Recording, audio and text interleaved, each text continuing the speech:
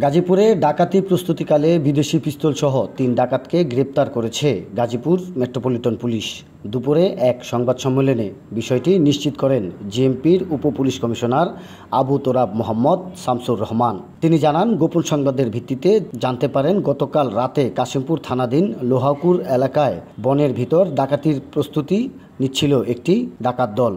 উক্ত সংবাদের ভিত্তিতেই রাতেই কাশিমপুর থানার একটি চৌকস দল ঘটনাস্থলে গিয়ে দুই দিক থেকে ঘেরাও করলে ডাকাত দল দৌড়ে পালানোর চেষ্টা করে। এ সময় ৩ ডাকাতকে গ্রেপ্তার করে পুলিশ।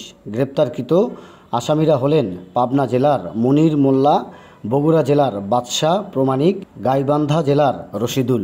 এ সময় তাদের কাছ থেকে একটি বিদেশি পিস্তল, 2টি বিদেশি রিভলভার, হাইড্রোলিক কাটার, গুলি ও দেশীয় অস্ত্র উদ্ধার করা হয়।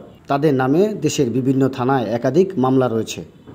গত 28/5/2024 তারিখে 3টি পিস্তল, তার মধ্যে একটি বিদেশি পিস্তল এবং 3টি অস্ত্র, একটি বিদেশি পিস্তল ও 2টি বিদেশি রিভলভার সহ হাইড্রোলিক কাটার, গুলি এবং আরও কিছু দেশীয় অস্ত্র সহ 3 জন ডাকাতকে গ্রেপ্তার করেছি।